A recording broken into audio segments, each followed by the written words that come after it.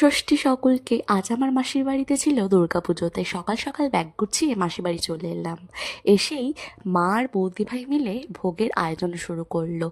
আর এই যে আমার ভাই সারাদিন পড়ে পড়ে ল্যাদ খায়।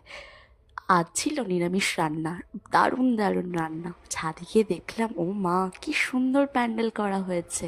পাশের বাড়ির মহিলারা সবাই এসে মাসিকে হাতে হাতে লেগে দিচ্ছিল।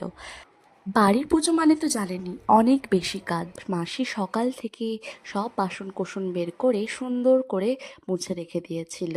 আমার মাসির বাড়িতে অনেক ধুমধাম করে দুর্গাপুজো হয়, কিন্তু গত বছর মেসো আমাদের সাথে না থাকায় পুজোটা হয়ে ওঠেনি।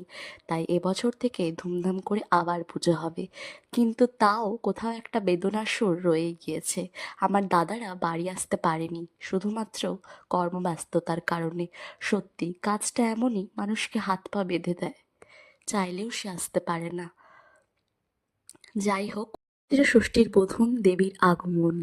ষষ্ঠীর সকালের পুজো খুব সুন্দরভাবে সম্পন্ন হলো। তারপর গ্রামের সবাই মাসি বাড়িতে খেতে এলো। মাসি সুন্দর করে সবাইকে পরিবেশন করছিল ভোগ, ফল প্রসাদ, ভাত, ডাল, সবজি, চাটনি, মিষ্টি, কত কি ছিল।